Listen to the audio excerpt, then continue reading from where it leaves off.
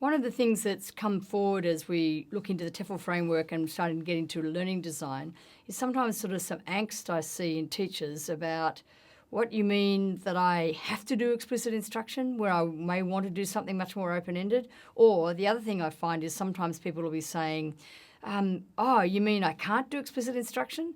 And I think what happens in the Western world, we get really caught in an either-or phenomenon. That's either explicit instruction or it's open-ended inquiry, discovery, learning. You know, I've heard, for example, some people say things like Constructivism is a load of rubbish. Well, we have to be more thoughtful than that. Let's have a look at what we really mean by Constructivism and Instructivism and how they might actually work together for the way we teach. So rather than thinking of it as this either or, either it's the sage on the stage or the guide by the side, how do we actually reconceptualise or reframe it so we see Constructivism as actually going way beyond either or, and that true constructivist pedagogy can include and does include instruction. So let's try and reframe it a bit. So if you think about maybe my big aim is to head kids towards being able to direct their own learning, to be able to deal with complex problem solving, to be able to deal with open-ended questions and problems, etc. But for some kids, that may be too big a leap to jump straight there. So what I might need to do is being very careful in giving them a foundation that comes through a very teacher-directed activity, to give them a foundation from which, or a platform from which they can then move off and head towards it. Some will be right at that point and they won't need anything extra directly from me. Others may struggle a bit along the way. So then how do I then move in and perhaps do some modelling or scaffolding to help their thinking or the process? And even when kids have done that, how am I continually giving them formative feedback where I may just be sort of nudging them and prompting them to refine thinking or to challenge their thinking?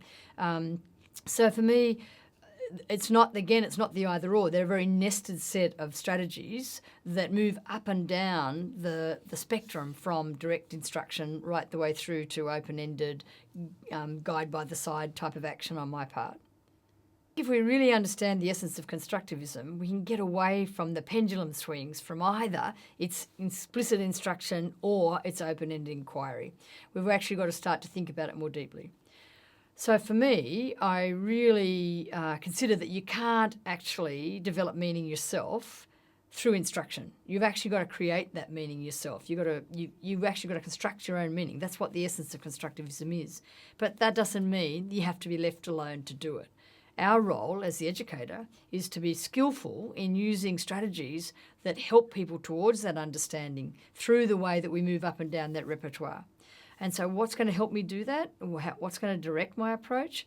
Well, that's for me where I really need to know my learners. I need to know that for this person in maths, for example, in my maths class, that it would have been a tough call to throw them an open-ended problem. They wouldn't have had the confidence. So how am I scaffolding their learning to give them the confidence they can have a go?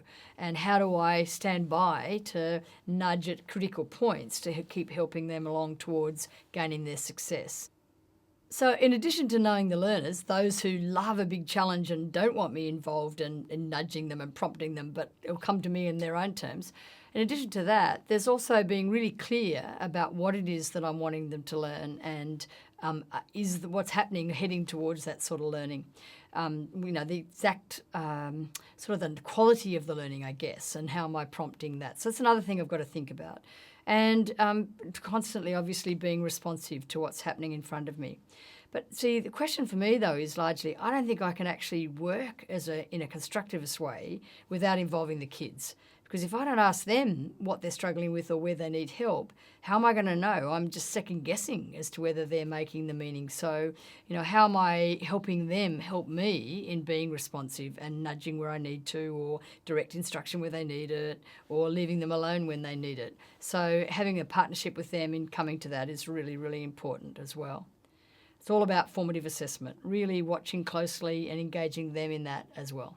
So I guess my challenge to us all as educators is that we get beyond the either or and to think about the both and particularly realising that we need a repertoire of strategies that's all about how do we bring about success in learning for kids, but not losing sight of what Plato once said, that the task of the educator is not to put knowledge where knowledge does not exist, but rather to lead the mind's eye that it might see for itself.